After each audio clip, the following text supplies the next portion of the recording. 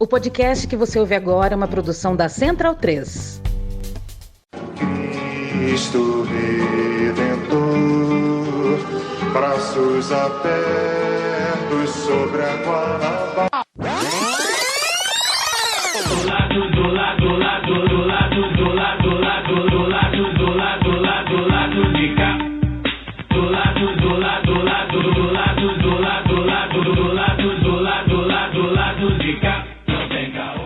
Bom momento, ouvintes da Central 3. Hoje é quinta-feira, dia 14 de dezembro de 2023, e eu sou Caio Belandi, direto do Sauí Estúdio, chegando para, enfim, entregar o último lado B do ano, o lado B 301, que tá pingando aí no seu feed. Hoje o time tá desfalcado, questões de agenda, né? A gente embolou um pouco o meio-campo para dar conta de fechar o ano, mas a Luara Ramos, via internet, tá aqui comigo pra gente tocar o programa. E Luara, a gente tá gravando antecipadamente, né? Bom a gente explicar. Está gravando na quinta, esse programa vai ao ar na semana aí do dia 21, a gente ainda não decidiu aí, pode ser que vá ao ar dia 20, enfim, na última semana do ano, na prática, né, antes do Natal, mas a gente precisou antecipar, a Central 3 vai entrar de recesso, já está de recesso a essa hora, né, que vocês estão ouvindo o programa, então a gente precisou antecipar.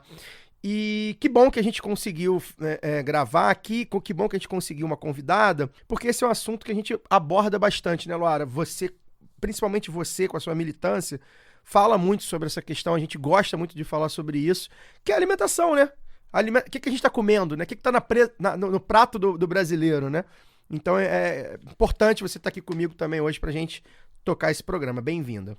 Obrigada, Caio. Estou muito feliz de estar participando, acho que é um tema que eu gosto bastante, não só pela minha militância, mas também pela vivência, né? Eu cresci no interior, cresci na roça, e já falei isso aqui algumas vezes, a importância que teve para mim o contato direto com pequenos produtores, né? Com meus pais, que também foram pequenos produtores em algum momento, de perceber o que é comida de verdade, da gente hoje falar do que é comida de verdade, e esquecer aí alguns mitos. Nós vamos tratar dele aqui, espero que a nossa convidada nos ajude aí a explorar um pouco e desvendar esses mitos que colocam para a gente com relação à alimentação, como se as pessoas tivessem que comer, já adiantando aí o tema, né, de comer veneno para poder garantir a comida na mesa. Então, eu acho que é um tema que é pertinente para todo mundo, não só quem milita na área, porque todo mundo precisa comer, e ninguém quer comer veneno, eu acredito, né?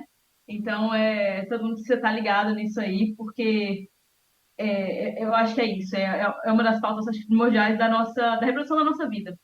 E eu acho que é a nossa forma, né, aqui do lado B, de fazer um pouquinho essa parte, levar essa informação. Pois é, e tem uma questão que a gente vai tratar com a nossa convidada também, em determinado momento do programa, que é essencial, né, que é a comunicação, né?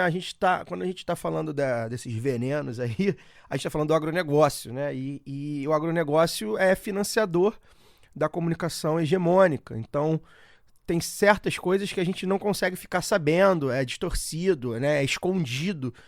E aí a gente tem esse trabalho aqui, né, enquanto comunicação contra-hegemônica, progressista, de esquerda, enfim, anticapitalista, de levantar algumas questões, e a gente vai fazer isso nesse programa. É mais um programa especial, né, um episódio aí em parceria com a Fundação Heinrich Böll, e a gente recebe a Karen Friedrich, biomédica, toxicologista, servidora pública da Fiocruz e da Unirio, e integra também o grupo temático Saúde e Ambiente da Associação Brasileira de Saúde Coletiva, a Abrasco. Karen, obrigado por aceitar o nosso convite. Como a gente falou aqui em off, né, o final de ano é muito corrido, a gente teve problemas de agenda também, e a gente ficou muito honrado de você ter conseguido aí encaixar um horário aí na sua agenda, no seu almoço, né? A gente está aqui no horário de almoço, Rodrigão também da Sauí, muito obrigado a todo mundo que fez esse esforço para esse programa sair.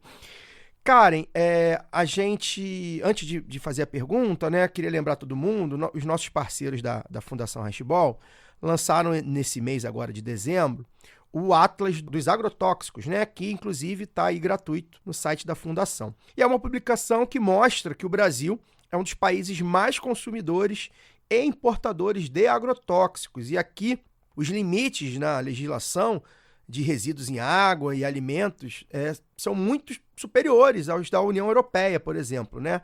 Isso quer dizer, basicamente, que na Europa não se come o tanto de veneno que a gente está comendo.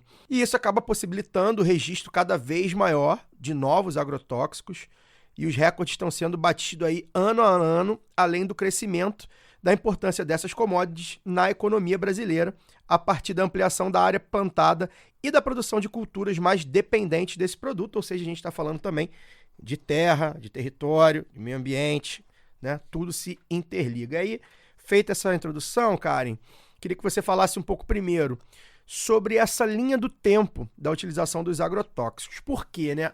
O que me parece, eu tenho essa percepção, eu acredito que muita gente tenha também. Quanto mais a gente sabe dos malefícios, né, graças a organizações, a militantes como você, que estudam, que pesquisam, que divulgam esses venenos, mais o agronegócio entope a gente de comida envenenada, vamos botar assim, né? E é curioso, porque ao mesmo tempo a gente sabe que o Brasil sempre foi uma espécie de fazendão, mas o agronegócio ficou escancarado nos últimos anos, o lobby deles, né, dentro da Câmara e do Senado, né, dentro do Congresso, dentro da Justiça como um todo, né? E aí eu queria que você falasse um pouco. É isso mesmo, quanto mais a gente descobre, mais pesquisadores e mais pesquisas acontecem, mais os caras estão passando a boiada pra gente. Bem-vinda. Obrigada, Caio.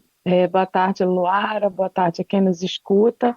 A gente tem que lembrar de onde surgiram os agrotóxicos, né? Os agrotóxicos, eles são substâncias químicas que foram desenvolvidas para serem utilizadas nas guerras, como arma química, né? Quando a gente, às vezes, vê algum filme que se passa na Primeira ou mesmo na Segunda Guerra Mundial, a gente vê até cavalos com protetores e soldados por conta do uso como arma química, né? Ao fim da Segunda Guerra Mundial, essa indústria, né, que conseguiu crescer, né, no momento de guerra, né, onde o mundo todo estava em recessão e passando por efeitos da consequência da própria guerra, esses setores cresceram, né? Então, para onde iriam essas armas químicas, né? Foram destinadas, então, à formulação de produtos para serem usados na agricultura. Então, teve um grande surgimento nesse período chamado de Revolução Verde, que se estende no Brasil, principalmente até a década de 70, né? O governo da ditadura militar beneficiou muito a instalação dessas indústrias químicas aqui no Brasil, como uma forma, né, de desenvolvimento, aí, com muitas aspas.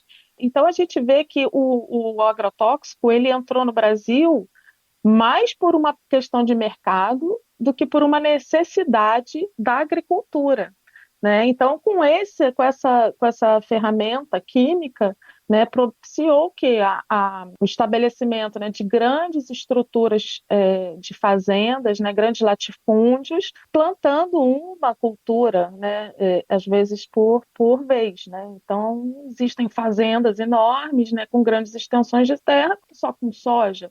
Às vezes alterna em outro período do ano com outra cultura. E aí a gente lembra aquelas aulas, né, de ciências no ensino fundamental 1 ainda, onde a gente vê se tem uma espécie que está se crescendo em grande velocidade, no caso da soja, vai favorecer quem? Os predadores dessa cultura, né? Então você veja que é um modelo que tem um ciclo, né, aí de dependência, aonde quanto mais se usa agrotóxico, maior o desequilíbrio ambiental e maior necessidade dentro desse modelo extensivo, né, de uso extensivo da terra, produzindo o que não é alimento, né, Luara? Produzindo commodities agrícolas que têm valor nas bolsas de valores e são exportados. Então, o caminho, né, de lá para cá foi sempre esse investimento em uma série de subsídios e financeiros, inclusive, né, de exoneração fiscal. A gente está discutindo aí reforma tributária no Congresso, de exonerações fiscais para esses setores, né? Então, comercializar agrotóxicos no Brasil também tem uma série de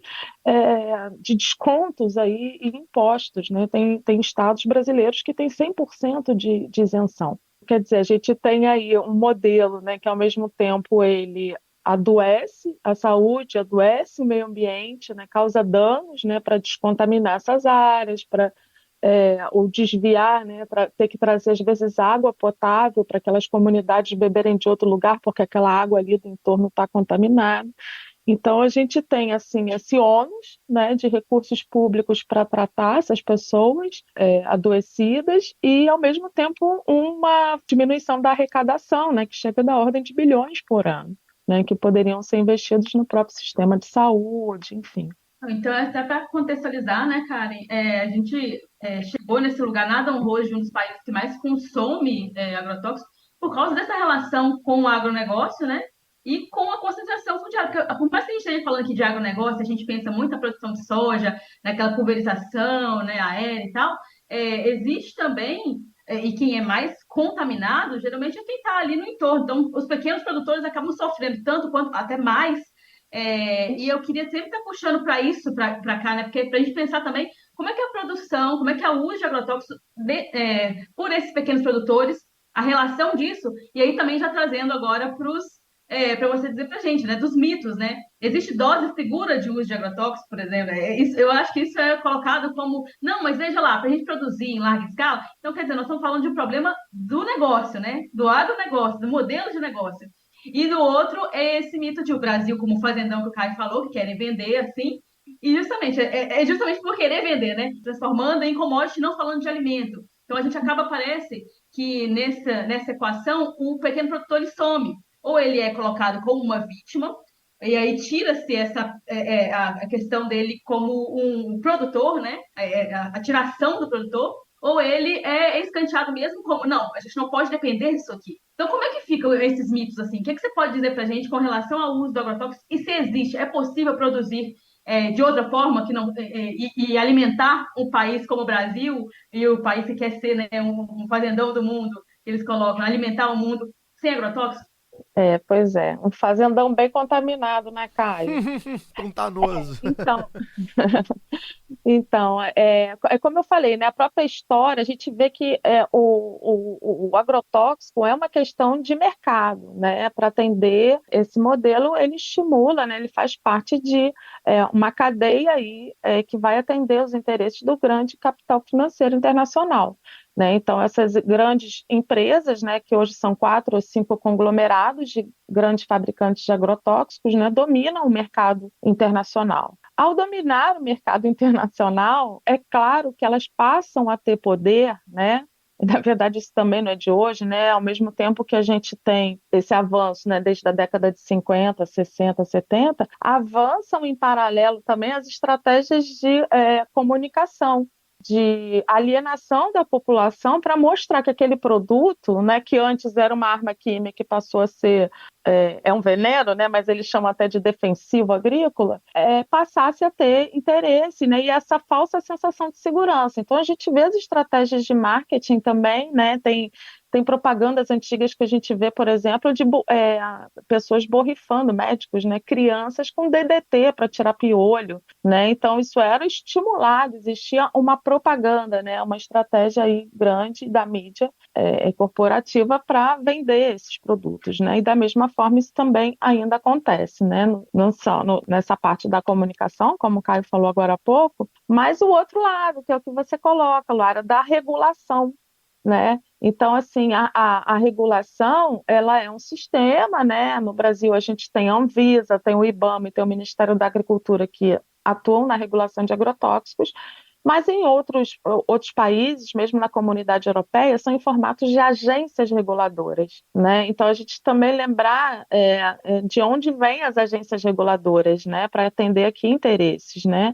Então, também as agências reguladoras são para regular o mercado, não necessariamente, nem prioritariamente, interesses ou benefícios sobre a saúde humana, sobre o meio ambiente, né? Então, a gente tem uma inversão aí total do princípio da precaução, que foi cunhado, né, principalmente estabelecido lá na Rio 92, aonde diz que frente a incertezas científicas que atestem a segurança de uma substância, você deve suspender o uso. E isso não acontece, né, em várias situações, não só na indústria de agrotóxicos, mas em várias outras. Então, todo esse sistema regulatório, ele tem orientações aonde, na elaboração dessas orientações, tem a participação da indústria, né? Então, ou seja, ela define as regras do jogo que ela vai jogar, entendeu? E o outro adversário, vamos dizer assim, né, que aí é o interesse público, essa comunidade científica independente, né, organizações de trabalhadores, trabalhadoras, enfim, camponeses e camponesas, não têm acesso a essas informações, né, não tem a mesma correlação de forças dentro dessas agências reguladoras. Então, o que acontece é isso também que o Caio destacou logo no início, né, uma liberação comercial desenfreada de milhares de agrotóxicos que a gente teve, né, no último governo. Essa liberação continua na mesma velocidade, e aí também acho que cabe um parênteses a gente explicar por quê. Porque durante o governo passado, várias regras da Anvisa foram modificadas. Já na metade do governo, o presidente Bolsonaro aprova um decreto, assina um decreto presidencial, fragilizando também a comercialização, né, a liberação de registro. Então, a gente vê esse avanço e isso vai continuar enquanto essas estruturas não forem modificadas, né? E, de fato, ter a participação social, a participação da comunidade científica independente nesses processos de liberação de registro, mas principalmente, né, de ter acesso. É uma questão até de um dos princípios do SUS, né, do Sistema Único de Saúde, a participação social. A gente precisa estar dentro, né, para evitar que sejam aprovados produtos, né, com limites que outros países já não adotam, né? A gente tem hoje metade praticamente dos produtos autorizados no Brasil, dos ingredientes ativos, são proibidos na Europa.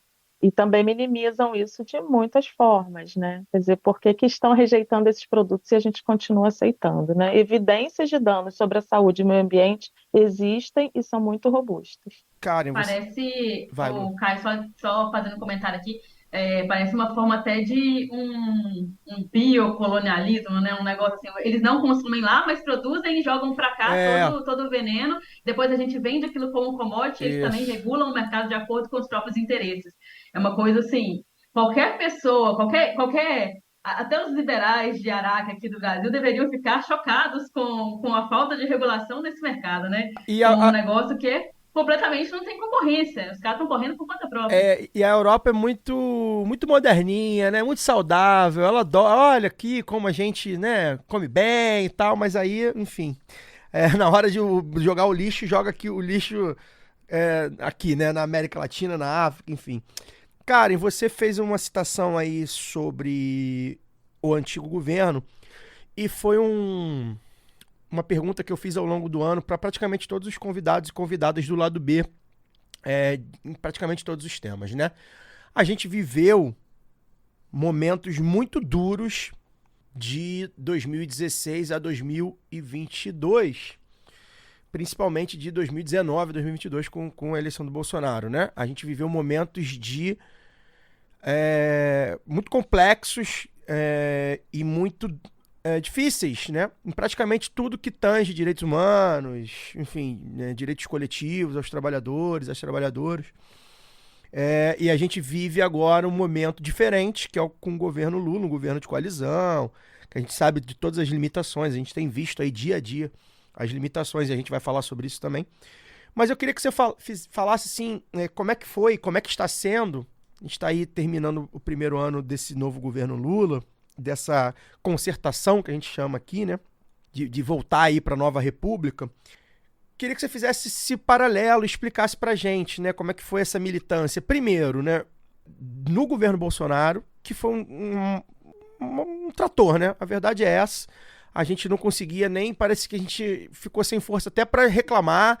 A gente não aguentava mais nem, cara, fazer um mínimo de força. Fomos valentes, acho que falo por mim, falo por vocês, falo por muita gente, que a gente foi valente, a gente lutou até onde deu, inclusive conseguindo reverter o resultado aí nas urnas ano passado, mas foi um momento muito duro para tudo e no lobby do agronegócio e no que tange aos agrotóxicos, como você citou já, é um exemplo também, né? Então eu queria que você falasse como é que foram esses tempos, até um relato pessoal mesmo, porque eu acho que pessoalmente a gente sentiu muito enquanto militante de certas causas. E como é que você tem visto, né, esse novo governo? Como é que está o grau de esperança, né? A gente ficou com muita esperança, talvez excessivamente esperançado, depois que as urnas fecharam ano passado. e a gente foi vendo a realidade se impondo de certa maneira, mas ao mesmo tempo também, hoje você consegue fazer alguma negociação, né? Os técnicos do IBAMA, por exemplo, a gente vai falar sobre a PL dos agrotóxicos daqui a pouco, os técnicos do IBAMA já conseguindo, né, fazer um esforço para ser vetado algum ponto, né, você conseguindo fazer, de repente, divulgações de outra forma. Então eu queria que você fizesse esse paralelo aí, como é que foram esses tempos de Bolsonaro e como é que você viu aí esse primeiro ano de governo Lula no que tange a esperança aí de uma modificação lenta, pequena, né, dirimir mesmo assim, os pequenos danos, porque a gente sabe que, enfim, mudança só realmente se mudar algo estrutural. Eu queria que você fizesse essa comparação aí, digamos. Caio, você colocou um marco importante, né? A gente realmente teve uma agudização, né, da questão aí, vamos colocar ambiental, tá? Não vou colocar só a questão dos agrotóxicos, né? Mas o agronegócio, junto com outros hidronegócios, mineronegócios, né, também avançaram muito, né, nesse período.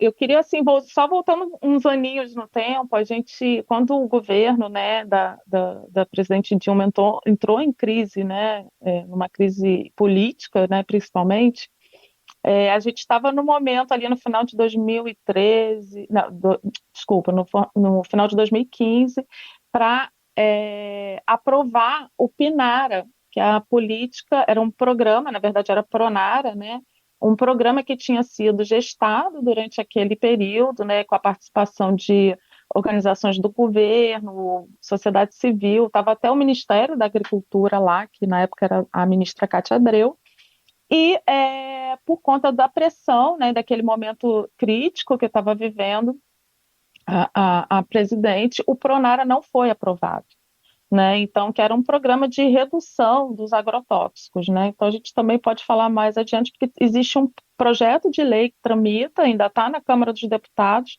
para ser votado em plenário, né? Mas a gente vê que a correlação de forças hoje está bem difícil. Mas, quando tem o governo Temer, né? Assim que o Temer assume, ele acaba, por exemplo, com o Ministério do Desenvolvimento Agrário, né, que era voltado, né, ainda que dentro do governo, né, uma relação de forças bem díspare, mas era voltado para as políticas de agricultura familiar. Então a gente vê assim um marco muito grande de declínio aí de investimento, né, partindo do governo Temer até, né, finalizar aí no fim do governo Bolsonaro. Ridículo, né? Muitas vezes chegando a determinados setores a nenhum investimento nessas políticas, né? Muito menos políticas de produção orgânica e agroecologia, né? Então a gente tem uma modificação do cenário muito grande, né? Mas ao mesmo tempo, né, a gente viu e observou, né, o que eu acho que só fortalece a importância de um modelo de produção de base agroecológica, que apesar de tudo, inclusive da pandemia de Covid-19, né, mostrou resiliência, né? Resiliência ambiental, inclusive, econômica e tal. Então a gente tem assim nesse período esse agravamento, né, de interferir na estrutura administrativa do Poder Executivo e várias normas, né, como eu mencionei antes, né, normativas da Anvisa, normativas do próprio MAPA, Ministério da Agricultura. E a gente também teve, né, não posso deixar de mencionar também, né, que a gente faz um paralelo importante à situação de hoje, servidores públicos envolvidos, né, dentro da sua atividade ali de trabalho normal, investigando ou fiscalizando contaminação, ou fazendo uma pesquisa científica, ou lideranças comunitárias sendo atacadas, né, de diversas formas, né? Então a gente também vê uma diferença importante que hoje acho que a gente se sente um pouco mais aliviado para pelo menos externar, ainda que os desafios sejam muito grandes, né? Então, é como você falou, né? A gente tem também um Congresso Nacional que abertamente não é favorável à questão ambiental, à questão sanitária, né? E acaba contribuindo, sendo mais uma força motriz aí em todo esse cenário que a gente chegou hoje, né? Que é difícil, a gente não consegue também avançar em legislações mais fortes ou em medidas de fiscalização sem também uma estruturação, um concurso público, enfim, desses órgãos. Isso também é muito importante, né? Foi importante você citar, a gente já o Lado B começa, para quem está chegando aí, né, não conhece, o Lado B começa exatamente em agosto de 2016. A gente está há bastante tempo aí nessa luta. E foi importante você citar porque a gente costuma fazer essa linha do tempo, né, ligando o governo Temer ao governo Bolsonaro, que acho que é uma ligação muito clara, muito óbvia, né? Um só existe por causa do outro, e ao mesmo tempo o governo Bolsonaro é um governo Temer a elevado à milésima potência, mas é verdade também, né? E a gente é uma ponderação que você fez, que eu também reforço, que o governo Dilma, principalmente o segundo governo Dilma, praticamente não existiu, né? Porque já era esse congresso aí, né? A gente dizia, eu lembro bem que em 2014 a gente dizia que foi eleito o pior congresso da história, e o pior congresso é sempre o próximo, pelo menos tem sido assim, a gente espera mudar isso. Parar por aqui, né? Pois é, e desde então o pior congresso foi sempre o próximo. E já no governo Dilma, né, com essa coisa dos ajustes, né, de esvaziamento de política mesmo, o segundo governo Dilma realmente, talvez, se o governo Temer é uma prévia do governo Bolsonaro, dá para dizer que o segundo governo Dilma é uma prévia do que o governo Temer faria, né? Infelizmente, aí, principalmente por conta dessas questões aí do Congresso, como estava já, né? O Eduardo Cunha praticamente governando ali na chantagem, etc. Então foi muito complicado mesmo, boa lembrança. Peço licença para dar uma pausa no programa e passar os nossos recadinhos. Agora, a Aurelo aceita Pix, a primeira e única plataforma que remunera os podcasters a cada play e parceira do Lado B, abriu essa nova forma de apoio rápido e fácil. Você apoia o Lado B a partir de R$ 2,00 e tem direito a conteúdo exclusivo e pode, de acordo com a faixa de apoio, participar dos sorteios de brindes. Se você já é apoiador pelo Padrim ou pelo PicPay, migre para a Aurelo. Quem quiser colaborar com a gente sem aquela regularidade mensal, pode fazer o Pix para ladobdorio@yahoo.com. O sorteio para apoiadores do Lado B é um oferecimento da Camisa Crítica. Ouvinte tem 10% de desconto no cupom Lado B no site www.camisacritica.com. E que tal ter a camiseta do Lado B? Acesse www.zetanossa.com.br e compre a sua. Você também tem 15% de desconto nas compras em todo o site com o cupom Lado B15. Ouvinte Lado B tem também 10% de desconto com o cupom Lado B em www.vesteesquerda.com.br. Você pode aprender inglês, espanhol e francês na WeCreate, a escola de idiomas parceira do Lado B. Acesse www.wecreateidiomas.com. Siga também nossos parceiros nas redes sociais. Obrigado pela atenção e voltamos ao programa. Eu queria voltar um pouquinho aqui, porque assim, me incomoda muito quando a gente fala, me parece que o debate sobre agrotóxicos me incomoda muito quando a gente fala dele assim, as pessoas tratam como, mas é isso mesmo, né? Como eu coloquei ali atrás na minha primeira pergunta, cara, que é aquela, mas como é que vamos fazer então? Como é que vamos comer? Como se a gente tivesse que se sujeitar, né, a esse veneno, porque não importa o que a gente come, o importante é comer, desde que, mesmo que seja lixo, mesmo que seja veneno. Então tem uma dose aí também de aporofobia, né, de ódio aos pobres, de ódio de classe também, né, porque a gente viu há pouco tempo, viralizou o ex-ministro do meio ambiente, né, o Ricardo Salles, comprando em feira orgânica, mas Verdade. é o cara que passou a boiada. Verdade. Então, assim, essas contradições que para ele, né, para a nossa elite pode existir, eles não são questionados, mas aqui quando se fala como é que nós vamos alimentar, então, o Brasil? E aí eu quero trazer essa discussão de novo, que é o que falta, Karen, aí você falando, né, da academia, mas também com a sua experiência, pode trazer para a gente, porque a gente já falou aqui de agroecologia, de reforma agrária, né, porque eu acho que é indiscutível que é preciso fazer reforma agrária, senão a gente não enfrenta o agronegócio, mas o que seria mais de ações diretas junto a pequenos agricultores, né, de formação técnica, como é que a gente fiscaliza também, pode trazer para fiscalização, revisão de registro, né, e na legislação, como é que é isso? O que você acha que você pode listar para a gente de ações mais diretas, assim, positivas e propositivas, né? Propositivas, para a gente começar a propor ali dentro dos nossos grupos também, dos nossos coletivos, porque eu acho que essa é uma luta mais do que tudo coletiva, né?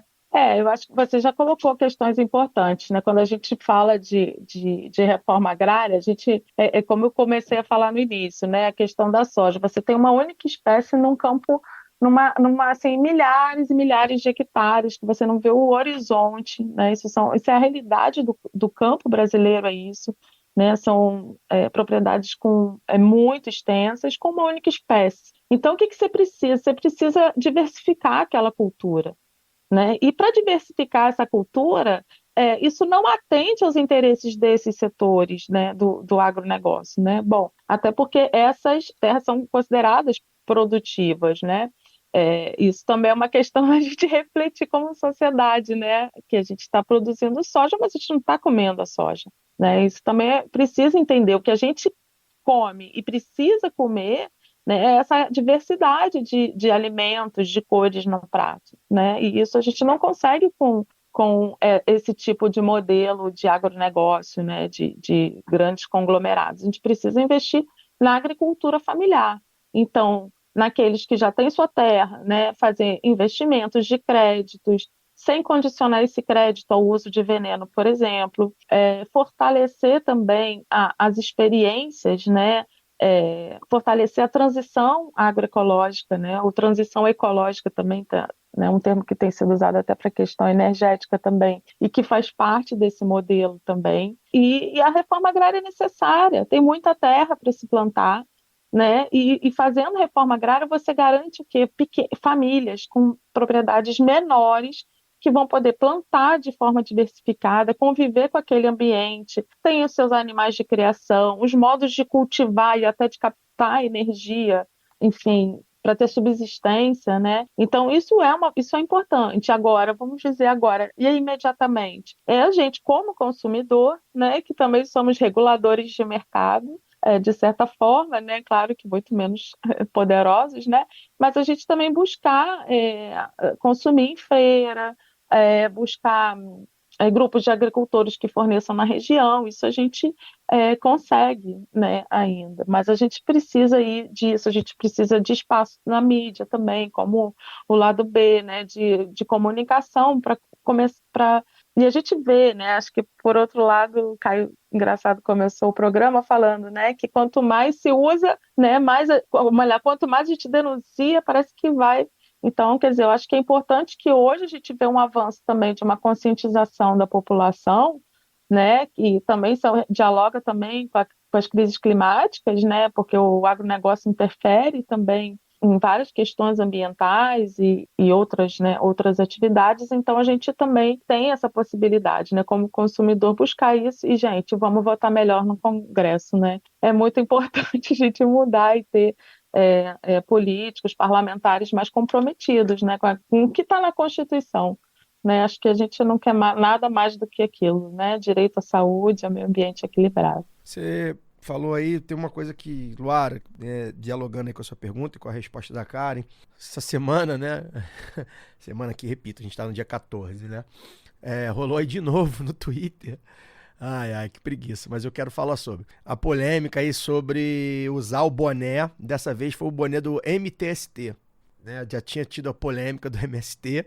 e a polêmica da vez aí foi um rapaz aí que se indignou porque um fulaninho lá usa o boné do MTST e nunca foi numa ocupação. Então deixa eu falar uma coisa para vocês do ponto de vista da comunicação, tá?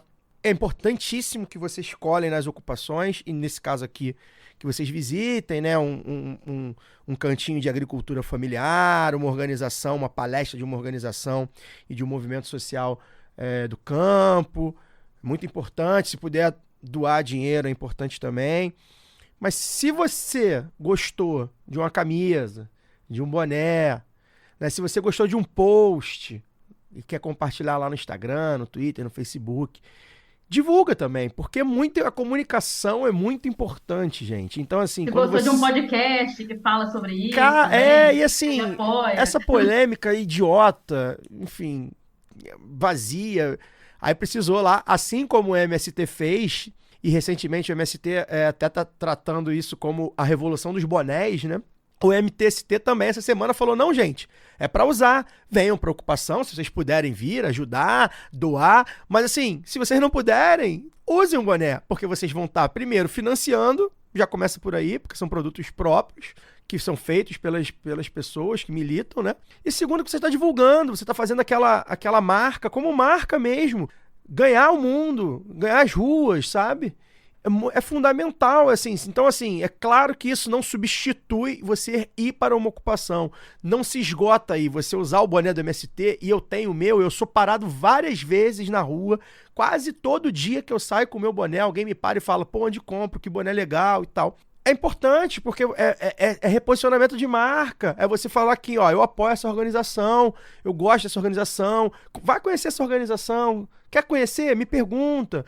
Né? Isso vale também para o que a gente está falando aqui, né? E aí daí vem nossa parceria com a Fundação Handball e tantos outros movimentos, né? A gente já entrevistou gente do MPA, enfim, tá sempre com alguém do MST.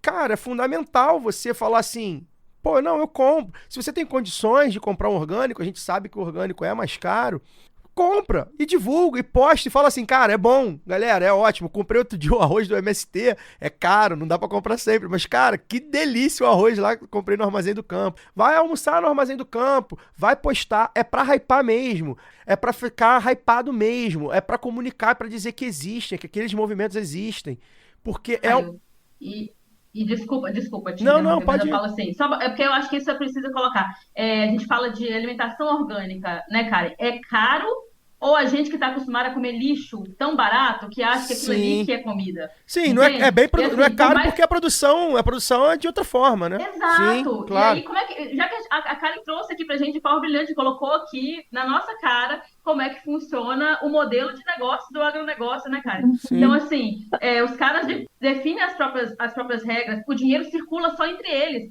E a gente está com pudor de fazer o nosso dinheiro circular com os nossos Isso, companheiros e companheiras. isso. Saca? Então tem que consumir mesmo, tem que usar boné sim, tem que comprar arroz orgânico que é bom, porque a gente está cansado de comer esse negócio moidinho ali que compra no supermercado, a gente Isso. parece estar comendo ração, sabe? Vamos comer comida de E verdade. humanizar, né? Acho que humanizar também, as pessoas entenderem, né, que por trás desses movimentos tem pessoas, tem Isso. famílias que querem plantar, né? Eu também já tive a oportunidade de visitar vários assentamentos e acampamentos da reforma agrária, e como as pessoas vivem ali de forma muito digna, e quem não é todo mundo que planta sem veneno, infelizmente, né? Mas a maioria busca, sabe da relação, né, do veneno, né, dá valor àquela terra e consegue comercializar, né? Por exemplo, eu morei em Brasília. Brasília tem vários assentamentos no entorno que abastecem ali a capital federal e provavelmente o Ricardo Salles comeu, sim, orgânicos MST naquele vídeo, né, que vocês falaram.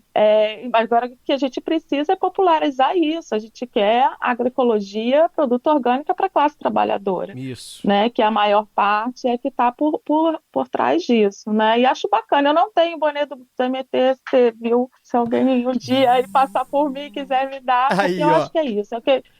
Ó, já dei a dica. É a questão que a gente falou, né, dos princípios, dos direitos que a gente tem, os direitos fundamentais, direito à moradia. Então, por trás do MTST tem isso, tem a função social da propriedade. O MST também, as políticas de reforma agrária estão fundamentadas no artigo 186, né, a função social da terra. A terra não é para ficar parada, é para produzir alimento, é para dar modo de sobrevivência às famílias, né, a toda a sociedade, até exportar, né? Olha aí o MST exportando arroz orgânico, que orgulho, né? Então, bacana isso. Eu também acho, vamos usar o boné, vamos defender a reforma agrária e vamos votar melhor aí nos parlamentos, desde o município, os estados e federal. Pois é. E quem está ouvindo, já que esse episódio, Caio, provavelmente vai na semana anterior ao Natal, vamos fazer dessa data de consumo capitalista aí uma data companheira, camarada? Fica a dica aí de presente, ó. Quem está ouvindo e quer presentear a Karen, já dá o boné da MST para ela. Vai lá no Armazém do Campo, tem geleia, Isso. tem café, dá um de presente. Eu sei que vai ter gente aqui em casa que vai ganhar presente do Armazém do Campo.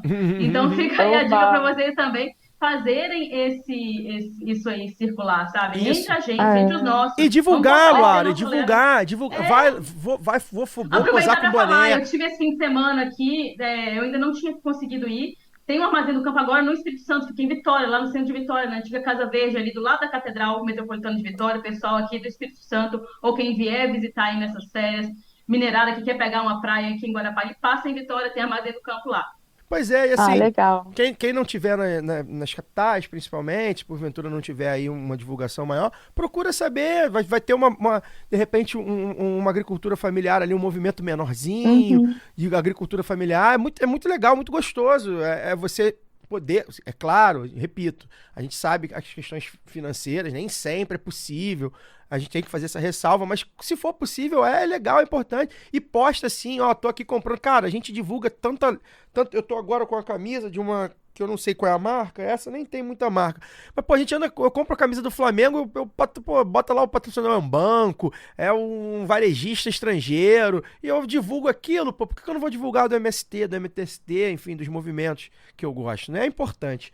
Eu queria falar também agora, Karen, sobre a questão, aí a gente iniciou sobre esse aumento, né? Que a gente parece que quanto mais a gente sabe, mais os pesquisadores divulgam os malefícios, mais a gente tá comendo veneno e ao mesmo tempo a gente sai do governo Bolsonaro, vem para um governo Lula onde tem alguma disputa, mas a gente tem aí a pele dos agrotóxicos, né, rolando, lembrando que a gente tá gravando dia 14, repito, o programa tá indo ao ar aí na semana que vem, a gente não sabe já se o Lula já vetou, não vetou ali os trechos que o IBAMA teria pedido, tem uns vetos aí considerados essenciais. E eu queria que você falasse, Karen, eu acho que é uma pauta mais quente aí, né? Sobre essa pele dos agrotóxicos, como é que foi, o que essa PL diz, né? Como é que foi essas votações no Congresso, as mobilizações contra, a expectativa aí desses vetos ou não. Queria que você falasse um pouco dessa pauta um pouco mais quente para a gente fechar o ano aí nesse tema, né? Bom, esse PL, na verdade, existiam na Câmara dos Deputados um monte de projetos de lei relacionados aos agrotóxicos, então eles fizeram um apensado lá, juntando todos esses projetos de lei num PL, que era o 6299 de 2002, que vinha do Senado, do Blairo Maggi. Então ele começa a Logo de tramitar quem, numa né? Desculpa comissão. fazer logo de quem. Pois é. Não, interessante que é 2002, veja só.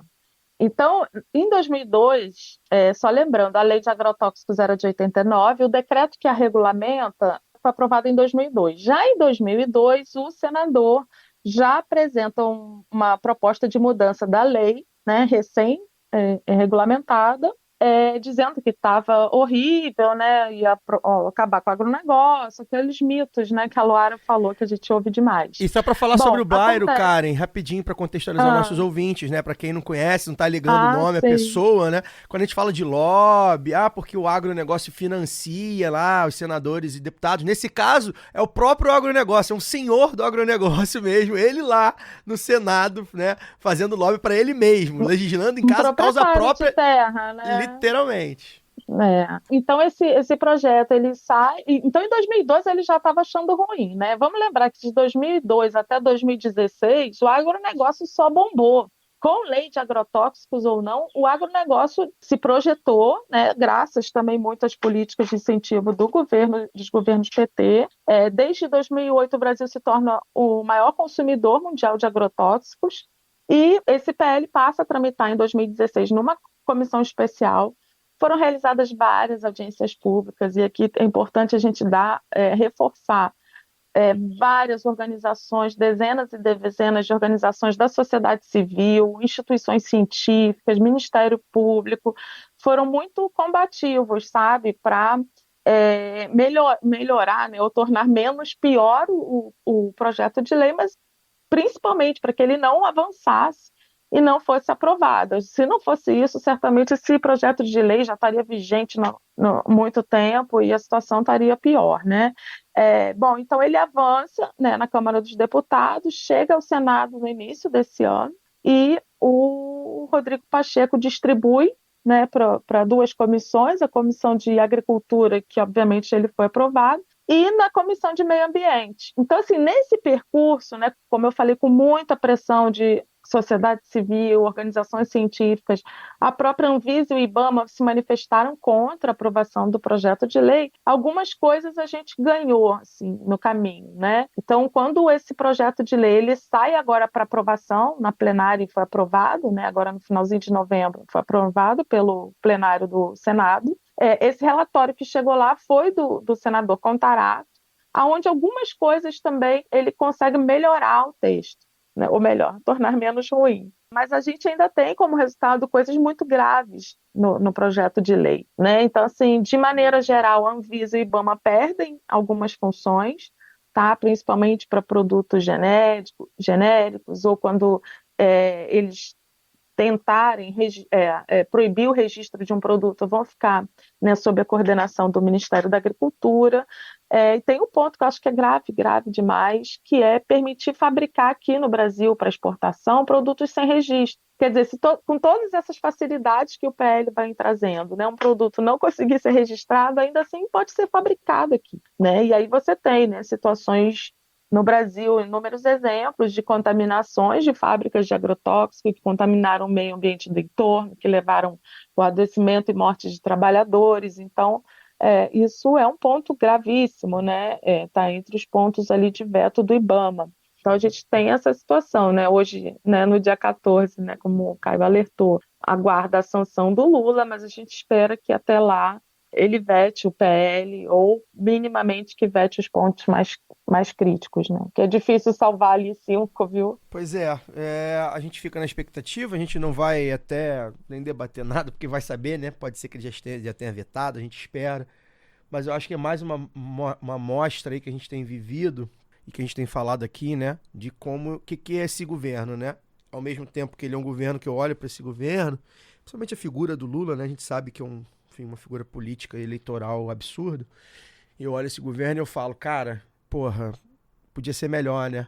Mas aí eu falo, cara, imagina sem esse governo, né? Imagina o que seria. Então eu acho que o Brasil é muito complexo pra gente dar conta dessas questões, né? Então a gente sabe aí que acho que o Brasil, infelizmente, é mais Blairo Maggi do que Lula, né?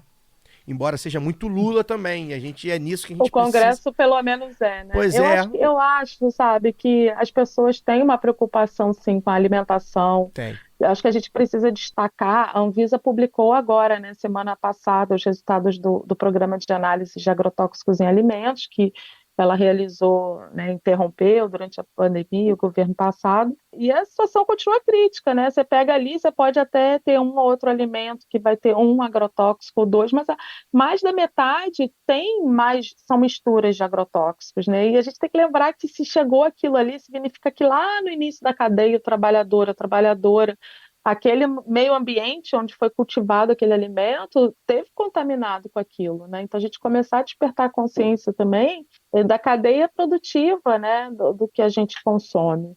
E é isso, é fortalecer, gente.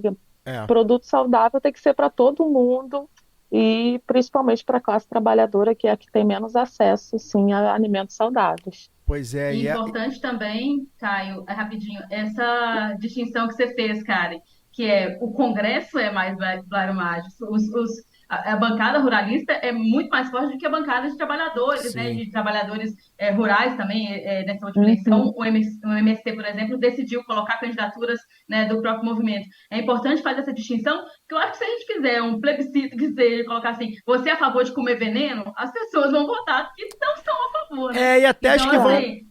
eles fazem mesmo para poder confundir a gente. Então, assim, passa a boiada, a gente não dá conta de acompanhar tudo, então não sabe por onde começar, e por isso que é muito importante a sua participação aqui hoje com a gente, porque nessa indefinição é que as coisas vão passando e a gente está comendo hoje, não come um pimentão, né? A gente come um amontoado de veneno. E até sem saber a gente tem que falar disso, né? É a importância aqui desse programa, né? Falar disso é na escola, é no bairro, é com o vizinho, é na igreja, sabe? A gente tem que falar disso, né? Pois porque até a pessoa que não, porventura, não se preocupe, ela não se preocupa porque é isso, a comunicação hegemônica não traz essas questões de uma maneira muito clara, né? Porque tem os interesses dos grandes empresários, né, por trás. Então a gente precisa... outro canto, desculpa de novo, mas é porque tem um outro ponto também, assim, às vezes até se preocupa, mas as pessoas precisam comer hoje. E hoje o que está disponível é muito mais alimento com veneno, sabe? Então é por isso que a gente precisa começar de algum momento, de algum lugar para poder falar sobre isso. Senão vai ser sempre isso, mas então, como é que faz? Igual eu perguntei. tem dó de segurança. Ah, não, mas o que tem para produzir é assim, mas se não produzir desse jeito, não vai ter como comer. Ficam esses mitos aí, como eu já disse, e as pessoas precisam comer agora. Mas, assim, já tem gente produzindo. O lado B existe muito para isso, sabe, Karen? Para mostrar que existe esse outro mundo possível. Isso. Por isso que a gente sempre fala de propostas, por isso que a gente sempre traz gente que tá produzindo, formulando no agora. Isso. Porque as pessoas precisam pensar que, olha, existe outra forma de fazer. Eu brinco aqui que é outro fim de mundo possível. Não dá pra gente achar que o mundo acaba com o plasmagem, acaba com o agrotóxico na nossa mesa. Não dá pra achar isso. As pessoas, não é possível que a gente vai ter que ficar adoecendo, sabe? Esse é o nosso destino. As pessoas são muito consumidas pela ideologia dominante, né? E elas não conseguem conceber um mundo diferente, né? Para elas, esse mundo que tem aí. E quando não, pior. Karen, muito obrigado pela sua presença. A gente agradece. Acho que o programa cumpriu bem o papel. É claro que esse tema traz muitos outros desdobramentos. A gente pretende, ao longo do ano que vem, continuar, né, desdobrando esses pontos, até porque é um tema que se interliga muito com a questão ambiental, e a questão ambiental é um tema cada dia mais urgente. Mas a gente, acho que para esse momento, a gente conseguiu encerrar bem aí o ano, trazendo um tema que, como eu disse, a comunicação hegemônica trata de outra forma, né? Dificilmente você vai ver, vai ligar a televisão, vai ver aí nos grandes portais um debate por esse viés, né? Esse viés da pesquisa, né? Esse viés favorável à comida saudável, à terra, a território, os pequenos produtores, enfim, a gente sabe que o viés não é esse, então acho que a gente cumpriu bem esse papel e você foi muito importante para isso. Obrigado aí de novo pela presença, por ter conseguido encaixar aí o horário na sua agenda, acho que ficou bem legal. Deixa seu recado final. Gostei muito, acho que teria conversado mais tempo, mas de fato, né, acho que aí o programa vai chegar aí nas vésperas aí da etapa que a gente mais come, talvez no ano. Verdade. Então, a gente pensar também, né, pode substituir, principalmente aqueles alimentos crus, substitui um ou outro por um orgânico, quem puder.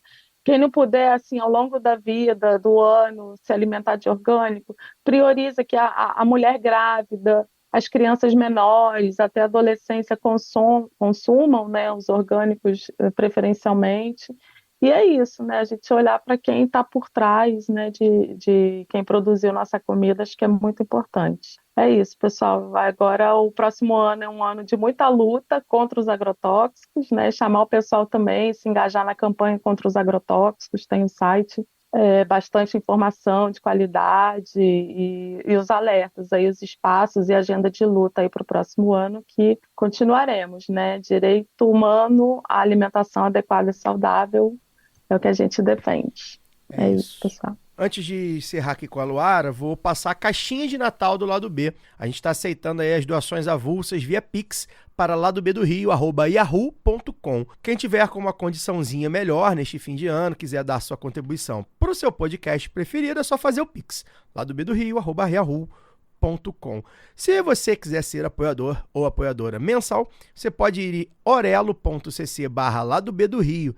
Por R$10 ou R$20 por mês, via Pix ou cartão de crédito, você nos ajuda a manter os conteúdos atuais e ainda consegue consumir aí alguns conteúdos exclusivos. Para quem está meio quebrado, a opção é ajudar ouvindo a gente pelo aplicativo da Aurelo. Você pode baixar gratuitamente e ouvir lá o Lado B e outros podcasts que quiser e ainda dar uma graninha para os criadores de conteúdo. Teste a Aurelo, o único app que remunera os podcasters. Luara, agora a magia da edição, né? A magia da comunicação. Eu vou me despedir de você e me despedir do ano. Muito obrigado pela parceria, né? A gente tocou um ano que foi muito favorável, acho, pra gente em termos de debate, né? A gente conseguiu debater bastante coisa, a gente trouxe temas muito, muito legais, muito importantes. A gente conseguiu ser muito propositivo, que eu acho que foi o nosso desafio quando a gente se colocou lá em janeiro, de como seria um lado B governista, digamos assim, né? O lado B pela primeira vez sem ser oposição ao governo federal. E a gente falou assim, bem, a gente vai ter que debater, conversar sobre, apontar os problemas do governo, evidentemente, mas a gente vai ter que propor bastante, né? Eu acho que a gente conseguiu, a gente cumpriu bem esse papel esse ano. Graças a você também, a sua presença aqui é fundamental. Então, obrigado, a gente está encerrando o ano com esse episódio. Eu te vejo daqui a pouco para gravar o episódio que o pessoal já ouviu ontem. É a magia da edição. Mas a gente está encerrando aqui esse ano e eu agradeço muito, muito, muito mesmo por você ter estado com a gente mais um ano. E, contrato renovado. Luara estará com a gente ainda em 2024, porque pra gente é fundamental a participação dela. Então, primeira mão, hein? Agora que eu tô sabendo. Pois é, o bom de não ter contrato é esse. Se o contrato for renovado, vai ficando renovado pra sempre até você encher o saco da gente. Obrigado, Lu, valeu. A gente se vê na vida real, a gente se vê daqui a pouco, mas aqui no podcast agora a gente só se vê e só se ouve em 2024. Obrigado. Obrigada, Caio. Obrigada, Karen, também pelo papo e agradecer aqui o lado B, Fagner e Daniel, que não estão aqui agora, mas principalmente aos nossos ouvintes e apoiadores, nossa audiência querida, nossa comunidade do lado B do Rio, que me permite, na verdade, fazer parte disso, né? De olhar, propor, sonhar com um mundo novo que a gente está construindo todos os dias, constrói aqui no lado B. Então, a gente fala, pensa, formula aqui também, meio na hora, às vezes de improviso, viu, Karen? Mas consegue sonhar com esse mundo que a gente quer e levar isso para quem está ouvindo e as pessoas reverberarem isso também. Então, isso, na verdade, para mim, é uma grande paixão, assim. Eu me tornei apaixonada pelo lado B, por podcasts, por essa nova mídia, que eu sempre falei, né? Não consumia antes, passei a consumir a partir do momento que eu comecei a fazer. Então, fui aprendendo muito com você, Caio, muito com o Fagner e Daniel também, que já estavam aí, né, na luta desde 2016.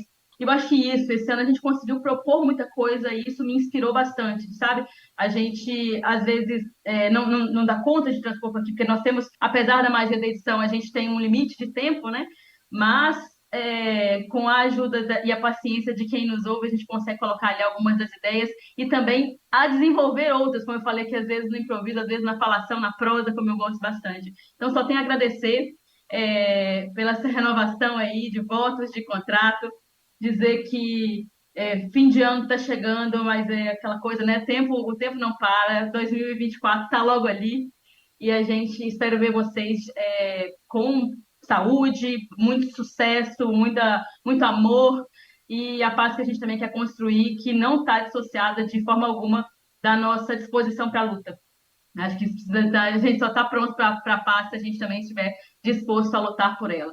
Então vamos juntos, seguimos firmes e fortes aí nas nossas mídias sociais, redes sociais, quem quiser nos encontrar ali, e estou sempre aí disposta a prosear.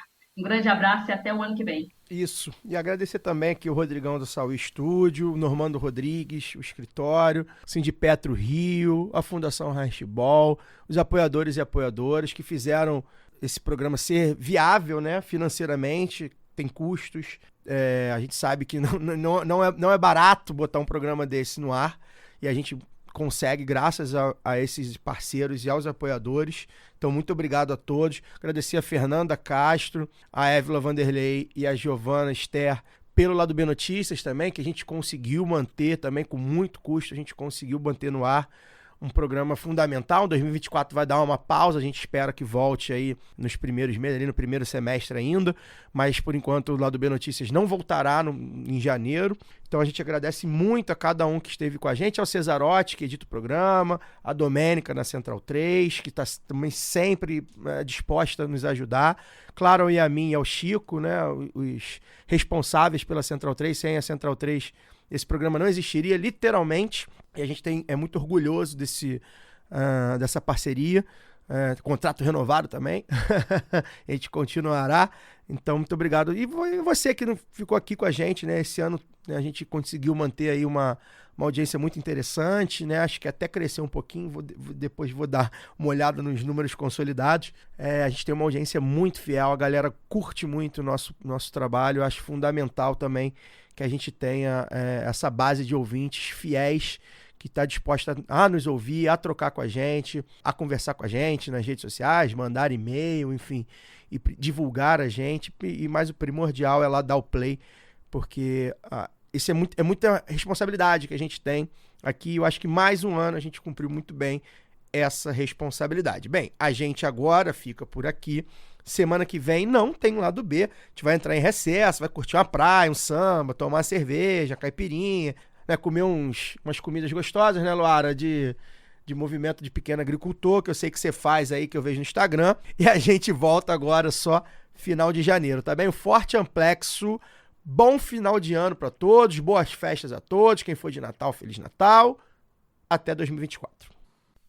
Este podcast foi editado por Fernando Cesarotti.